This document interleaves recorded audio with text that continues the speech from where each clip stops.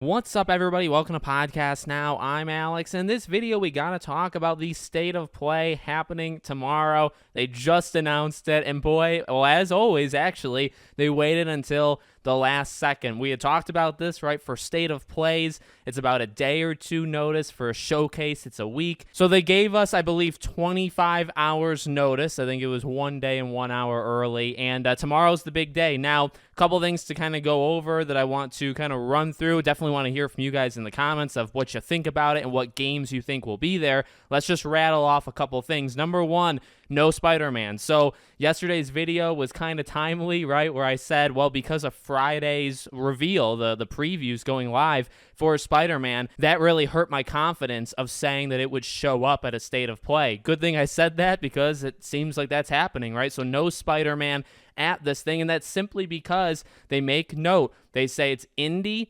PSVR 2, and major upcoming titles from our third-party partners. Now, that's the one that makes me very excited. I'll talk about that in a second, but you don't hear first-party, so something like Ghost of Tsushima 2 or Spider-Man or something like that, right? Obviously, those things are not going to happen. There's a couple indie games that one I want to just throw out there just for fun. Little Devil Inside. If we got it, I think my jaw would actually fall off, so I really don't think it's going to be there. I think it's kind of dead, but you know what? I'm almost like double jinxing myself or reverse jinxing because I want it to happen. So I'm going to say it's not going to be there. PSVR 2, I honestly can't pretend to care all that much. I don't have a PSVR 2 yet and haven't really been paying attention to the games coming out. We'll see, maybe like Resident Evil, I think showing that maybe in action. I mean, we know they're working on it, but beyond that, there's nothing that comes to mind. The third-party partners, that one is very interesting to me. Now, I don't know if this has been said on Twitter or whatever. You got to remember how these things break down. So first party, right, are owned by them.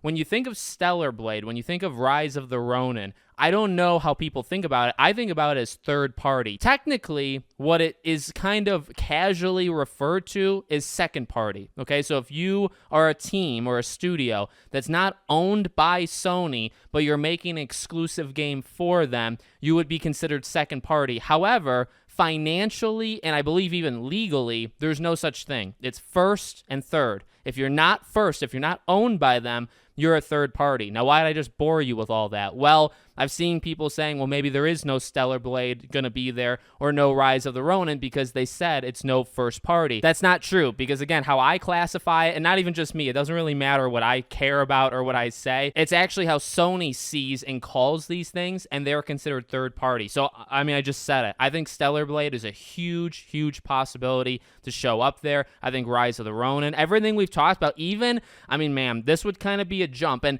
this is something that, I mean, I say this kind of quite often, depends on the scale of the show. So like if the first 3-4 games really aren't at a very big level, you got to try to like change your expectations, right? Now, because it's indie and PSVR 2, it actually might be pretty hard to put your expectation, wherever it is, where you say, well, are we talking about Final Fantasy 7 levels of like showing things like that? Or are we talking things smaller? It's going to be hard because of the indie stuff to actually kind of predict that. But I would say, if you're showing things like Stellar Blade, like Rise of the Ronin, I think Final Fantasy could also be one of them. Remember, I mean, that is not a first-party game. I mean, absolutely not, right? Square Enix, Final Fantasy, that's a third-party thing, although it's exclusive to PlayStation. But again, they're not going to classify it as that. So my two, honestly, I'd say pretty like standard expectations are Rise of the Ronin and Stellar Blade. If you can give me those two, I'd be extremely happy. Maybe even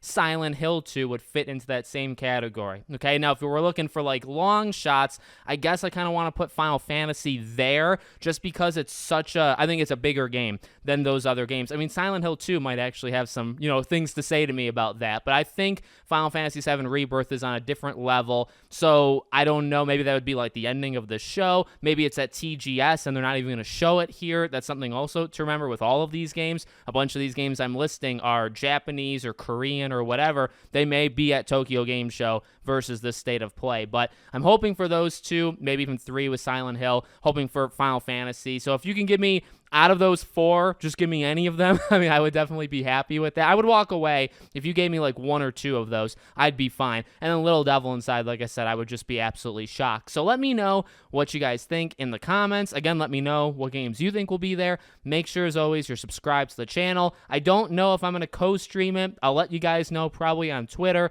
but I will be covering it for sure. I'll have videos on it. I just don't know if I'm going to live stream it. But regardless, thank you for watching, and I hope to see you all on the next one.